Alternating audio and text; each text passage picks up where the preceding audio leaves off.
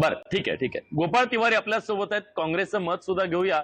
गोपाळजी, हे दोघं जर एकत्र आले तर ते तुम्हाला मान्य असेल का? तुम्ही सुद्धा त्यांच्या हातात हात घालून त्यांच्या सोबत जायला तयार आहात का? काँग्रेसची भूमिका काय? तुम्हाला मान्य असेल का शरद पवारांचं असं जाणं अजित पवारांच्या सोबत?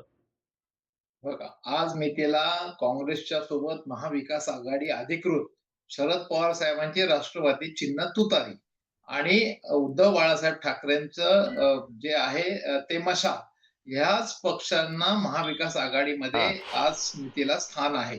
आणि आता एनसीपीचे आणि यांचे प्रवक्ते देखील म्हटले की अजून कशीच चर्चा नाही.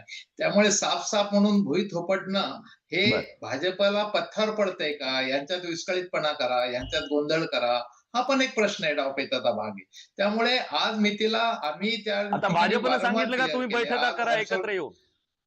हर्षवर्धन सपकाळांनी आणि काल परवांच्या आमच्या नेत्यांनी स्पष्ट सांगितलंय.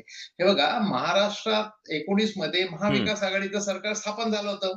2 ते 2.5 वर्षात गुजरातच्या विधानसभा हा, निवडणुका ठेवून ज्या पाडापाडीचं हे राजकारण केलं, महाराष्ट्रातल्या भूमिपुत्राच्या तोडचा रोजगार पळवण्याचं काम केलं, जे सरकार पाडायचं काम केलं, हे गट नव्हे, हे 2 पक्ष फोडलेले त्यांनी सत्तेच्या बळावर. आणि त्या ठिकाणी वेदांत फॉक्सकॉन असेल, टाटा एअरबस असेल, बग ड्रग असेल, रिन्युएबल एनर्जी असेल, इक्विपमेंट पार्क असेल, ह्या सबमिट ट्रॅव्हल असेल, अनेक उद्योग हे महाराष्ट्रातनं गेलेले आहेत. आमच्या महाराष्ट्राच्या भूमिपुत्राच्या तोंडचा घास हम्म. पळवलेला आहे. त्यामुळे हा हिंदुत्ववादी, धर्मवादी हे तर नंतर. मुळात असं आहे की अशा पक्षाबरोबर ज्यांनी आमचे पक्ष फोडले आणि सत्तेवरनं ते सत्तारूढ झाले, अशा पद्धतीत त्यांच्यासोबत साथ संगत करायचा काही प्रश्नच येत नाही कुठं. मुळात राहिला आता तो त्यांचा पक्ष आहे. आज बरं. मीडियाला महाविकास आघाडीचं अधिकृत जेवणाचं निमंत्रण फक्त ह्या 2 अधिकृत मेंबर्स नाही. त्यामुळे ह्या पुढच्या सगळ्या गोष्टी कथानक कसं आहे त्याबद्दल आणि वारंवार म्हणजे आता तुतारीचे विकासजी ठीक आणि आहे, ठीक आहे. रुपालीताई ह्या पण म्हणल्या की यांच्याही लेखी याची कुठे नोंद नाहीये.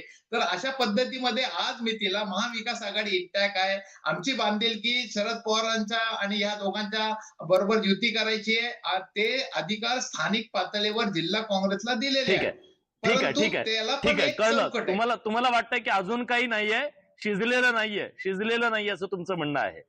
जुळलेलं नाहीये असं अर्थात तुमचं म्हणजे म्हणणं आहे, जुळल्यावर हां, बोलू. ठीक म्हणजे आहे. काँग्रेस हा हा बीट अँड वॉचच्या मुद्दामून भूमिकेत हा आहे. मुद्दामून विजय चोरमारे सर आपल्या महाविकास सोबत आहेत. आघाडीचा चोरमारे एक सरांनी मिनिट शरद पवारांचं अर्धा राजकारण मिनिट अगदी जवळून बघितलेलं आहे. चोरमारे सर, सद्यस्थितीतलं हे सगळं जे राजकारण दिसतंय ते कुठल्या दिशेनं जातंय?